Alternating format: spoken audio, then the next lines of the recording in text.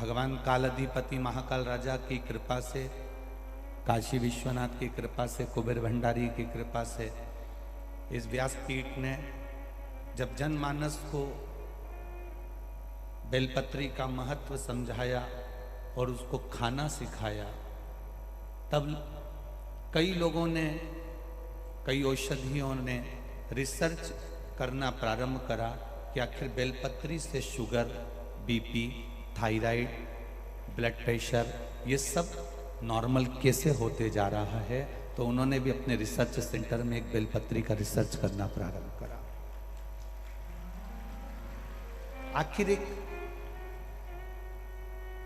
फिर बीच में इस व्यासपीठ ने कहा कि रुद्राक्ष तांबे के कलश में गलाकर उसको शिवजी पर जल चढ़ाकर उसका आचमन करो। फिर रिसर्च सेंटरों ने फिर रिसर्च करना प्रारंभ करा, आखिर रुद्राक्ष में ऐसा होता क्या है कि लोगों की बीमारी ठीक हो जाती है। तब उन्होंने रिसर्च कर कर निकाला कि रुद्राक्ष में वो तत्व है कि जिससे कई रोग समाप्त हो जाते। पहले मंदिर में बेलपत्र चढ़ती थी, यहाँ बुजुर्ग माताएं भी बैठी हैं, भाई भी बैठे हैं, ग्रामीण लोग भी बैठे हैं, बच्चे बैठे हैं, नवयुवक बच्चे, बेटा बेटी बैठे हैं, बहुएं बैठी हैं। इन सब ने देखा होगा, पहले बेलपत्र चढ़ती थी, मंदिर के पीछे सड़ती रहती थी, पड़ी रहती थी, निर्माल्य हो जाती थी, बाद में उसको विसर्जन कर दिया जाता था। आज प्रत्येक शिव मंदिर में आप बेलपत्र चढ़ाते हैं तो दूसरा व्यक्ति खड़े होकर इंतजार करता है कि ये चढ़ा कर जाएगा और मैं उसको उठाकर ले जाऊंगा और खा लूंगा। प्रत्येक शिव मंदिर, एक एक शिवालय, एक एक देवालय में, शिव के धाम में भगवान शंकर के एक आनंद के साथ बेलपत्री के महत्व को लोग जाने। शिव मंदिर जाने से फल क्या होता है उसको लोग पहचाने। भगवान शिव का एक आनंद स्वरूप तारकाक्ष, विदुमाली, कमलाक्ष, तीनों के प्राण भगवान शिव ने हर लिया। पशुपति भगवान का नाम पड़ गया, पशुपति नाथ के रूप में शिव जी विराजमान हो गए। पशुपति व्रत, पाशुपत्य अस्त्र, पाशुपत्य व्रत की महत्वता। शिव महापुराण की कथा कहती है 5 सोमवार पशुपति व्रत होता है। सुबह के समय पर भगवान शिव का अभिषेक पूजन करना, मंदिर में जाकर उसी थाली को वापिस रख लेना पूजन की, उसी थाली में शाम को प्रसाद मीठे का लेकर जाना। और कितने दिए, जम के बोलो, 6 दिए लेकर जाना। 6 दिए भूमि पर रखना, 5 दिए प्रज्वलित करना, प्रसाद के 3 हिस्से कर कर 2 हिस्से मंदिर में देखना, 1 हिस्सा और बिना जो प्रज्वलित दिया है, बिना जला दिया है, वापिस थाली में रख लेना।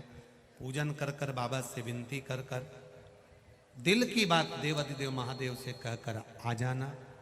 घर में प्रवेश करने से पहले सीधे हाथ की ओर, जो आपका राइट हैंड हो, घर में प्रवेश करते हैं, उसके बाहर घर की ओर मुख कर कर 6ठे नंबर का दिया वहां पर प्रज्वलित कर देना और बाबा से अपने हृदय की बात कह देना। 5 व्रत होते हैं, बीच में कोई रजो धर्म आ गया या कहीं जाना पड़ गया या कहीं आना पड़ गया तो उस व्रत को भले छोड़ दो, अगला कर लो, पर करना 5 ही। एक ही मंदिर में करना, मंदिर अगर बदलेंगे तो श्रेष्ठ नहीं है। जिस मंदिर में 5 व्रत 4 व्रत करें उसी में 5वां करें। जब 5वां व्रत रहे वैसा की वैसा ही पूजन करें। 5वें व्रत के दिन भी एक श्रीफल, कुछ भेंट देवाधिदेव महादेव को समर्पित करने के लिए, 108 चावल के दाने हो, मूंग के दाने हो या पुष्प की पंखड़ी हो या कोई भी 108 सामग्री शिव जी को अपने मन से कहते कहते समर्पित करें।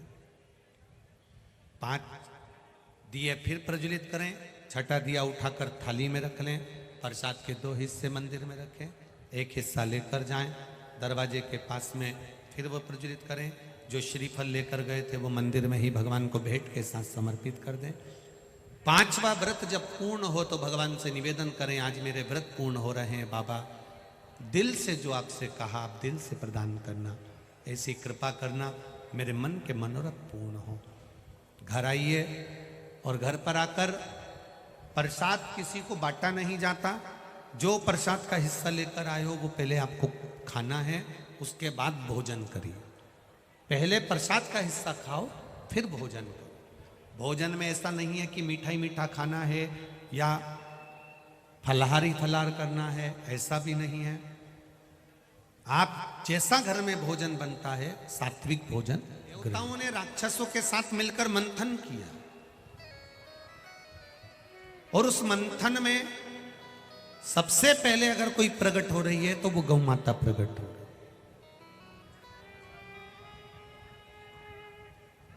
गाय के प्रागट्य की जरूरत थी, क्योंकि शिवजी के सम्मुख में जब विष पहुंचेगा, देवाधिदेव महादेव जब विष पिएंगे, उनके कंठ में जलन होगी। उस कंठ की जलन को अगर कोई रोक सकता है तो गौमाता का दूध रोक सकता है।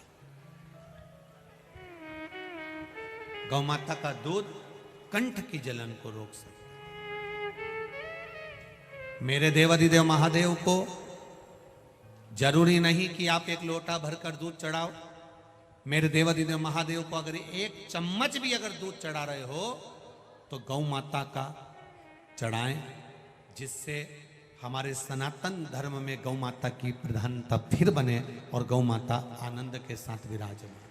शाला से बात करें या किसी के यहाँ गाय हो, वहां से आधा लीटर दूध नहीं, 250 ग्राम दूध नहीं, 50 ग्राम भी दूध आए ना और वो मेरे देवाधिदेव महादेव को चढ़े तो उसका फल अधिक मिलता है, उसका लाभ अधिक होता है। थोड़ा मिले, हम ये नहीं कहेंगे कि तुम डब्बा भर के 5 किलो 10 किलो 20 किलो देवाधिदेव महादेव को चढ़ाओ। आप तो 1 चम्मच चढ़ाओ, पर देसी गाय का दूध शिव जी को समर्पित।